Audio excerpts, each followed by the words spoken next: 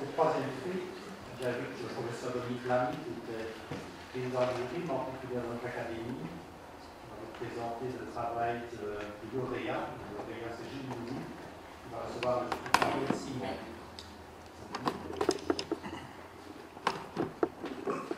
Bonjour à tous, Madame la Ministre, Monsieur le Secrétaire virtuel, Monsieur le Président, chers collègues, chers lauréats, chère famille aussi qui est présente. Le jury était constitué pour ce prix du professeur Fracaldo de l'Université de Liège, du professeur Casimir, notre secrétaire virtuel de l'Université de Bruxelles, et moi-même pour l'Université de Louvain. Le prix Henriette Simon, qui est un prix quadriennal, récompense le meilleur travail en langue française, néerlandaise ou anglaise, sur le traitement ou un des aspects de la prise en charge de l'asthme. Les membres du jury ont décidé de remettre ce prix à M. Gilles Louis, qui est titulaire d'un master en sociologie de l'Université de Liège. Il y est chercheur et doctorant dans le département de santé publique. Il y mène un projet de recherche avec une visée de partenariat patient dans l'approche des soins de santé et plus particulièrement de leur propre santé. Les travaux présentés sont concentrés sur les indicateurs de qualité de vie chez l'asthmatique adulte en rapport avec le contrôle de sa maladie. L'intérêt de ce travail réside dans la promotion de l'engagement du patient dans le système de soins de santé. De façon concrète, les travaux étudient le lien entre qualité de vie et contrôle de la maladie asthmatique dans une optique longitudinale. Les suivis sont assez longs.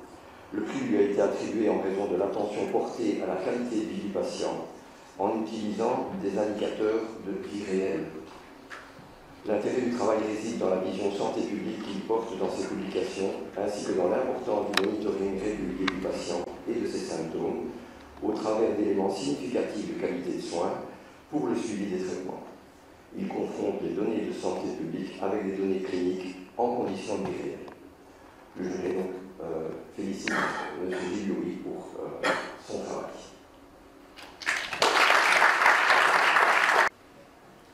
Merci pour cette introduction. Monsieur le Président, Monsieur le Secrétaire perpétuel, Madame la Ministre, Mesdames et Messieurs en vos titres et qualités, je vais aujourd'hui vous présenter la synthèse des travaux de ma thèse qui a été donc récompensée par le prix Henriette Simon, et j'en suis très honoré. Cette thèse donc portait sur l'usage des Patient Reported Outcome Measures, les PROMS, dans l'asthme chez l'adulte. En guise d'introduction, j'aimerais vous partager quelques éléments clés issus de la littérature qui nous ont amenés à nous intéresser à ces instruments de mesure de la santé perçue par le patient que sont les PROMS dans cette maladie chronique respiratoire qu'est l'asthme.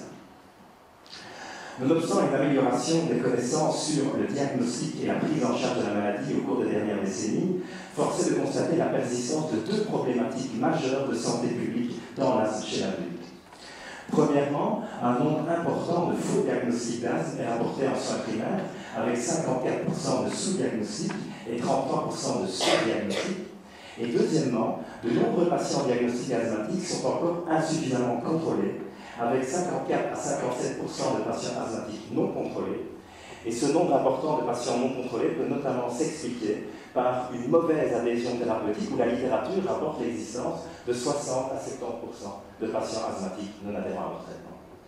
Pour faire face à ces difficultés de santé publique imposées par les maladies chroniques telles que l'asthme, notamment en termes de non-adhésion thérapeutique et de ses conséquences socio-économiques et humaines, plusieurs travaux considèrent la perspective du patient et l'engagement du patient dans ses soins comme un levier d'action.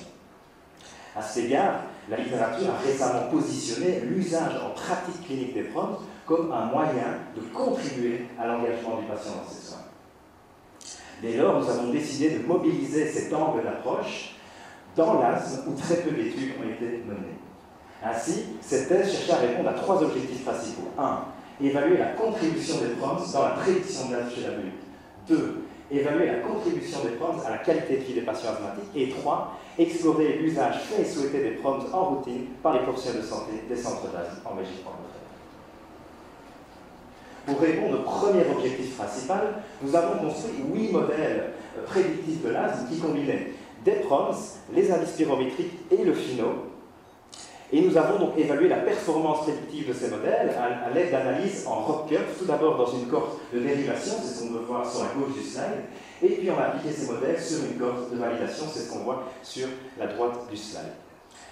Les analyses en ROC curve ont révélé que c'était le 8e modèle, celui qui combinait donc un PROM, à savoir le sifflement auto-rapporté par le patient, avec une mesure unique des indices spirométriques et du FINO, qui offrait la meilleure capacité discriminative, avec une R sur la courbe égale à 0,76 dans la cohorte de dérivation. On peut le voir, c'est la courbe noire sur le graphique de gauche, elle est la plus proche du point supérieur gauche. Et ce modèle restait le plus performant une fois appliqué sur la courbe de validation, avec une R sur la courbe égale à 0,73. Les résultats de cette étude ouvrent des perspectives importantes en termes de détection précoce de l'asthme en soins primaires, et ce à l'aide d'un test simple, rapide et peu coûteux.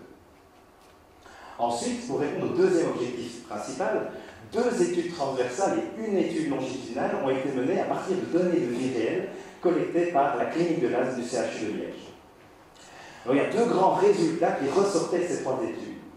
Tout d'abord, on peut observer sur la gauche du slide que la qualité de vie liée à l'asthme, telle que mesurée par le PROM AQEQ, s'améliorait indépendamment du changement de traitement pharmacologique entre la première et la deuxième visite. Autrement dit, tant pour les patients pour lesquels il avait été recommandé aucun changement de traitement, que ceux pour lesquels il avait été recommandé soit une augmentation de la dose du traitement fond, soit une diminution de la dose du traitement fond, mais également chez les patients pour lesquels il avait été recommandé d'arrêter la prise de corticostéroïdes par voie orale, eh bien, on constatait une amélioration de la QEQ supérieure ou égale à 0,5, ce qui correspond à la différence clinique minimale importante. Ensuite, parmi les différents paramètres qu'on a injectés dans nos différents modèles d'analyse multivariés, eh bien, il ressortait que 3 PROMs en particulier, à savoir la perception du contrôle de l'asthme, l'essoufflement et l'oppression thoracique auto-rapportée par le patient, ressortaient comme les principaux facteurs prédictifs de la qualité de vie des patients asthmatiques.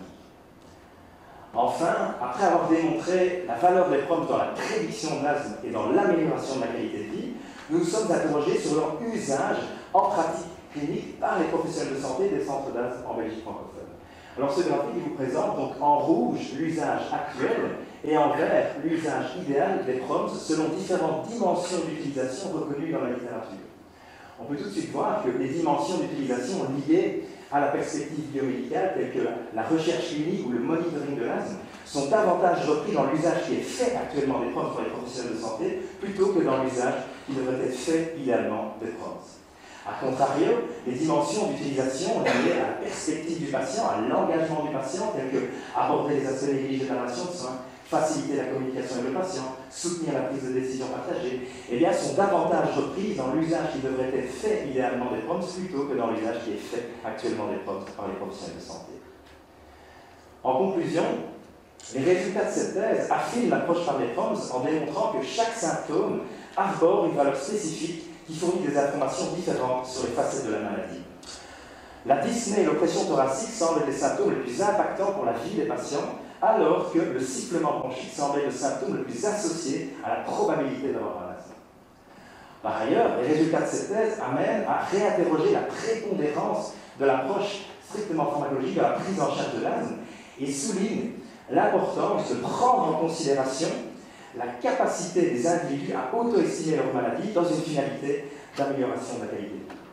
Et enfin, la seule utilisation des PROMs dans une perspective biomédicale ne suffit pas à engager le patient. Elle doit être complétée par d'autres initiatives, d'autres outils, tels que la santé digitale et l'éducation thérapeutique du patient, mais elle doit également s'inscrire dans une démarche de partage des données issues de ces PROMs entre les professionnels de santé et le patient, afin d'adopter une prise en charge personnalisée.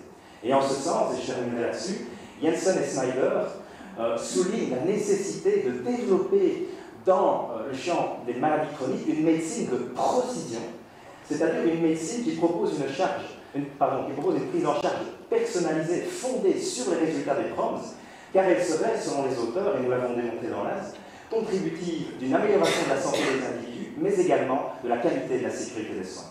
Je vous remercie pour votre attention. Et je tiens également à remercier, je ne sais pas que vous interrompre, mes 2 promoteurs, à savoir le professeur Michel Guillaume et le professeur Benoît Pétré de l'Université de Liège. Je vous remercie.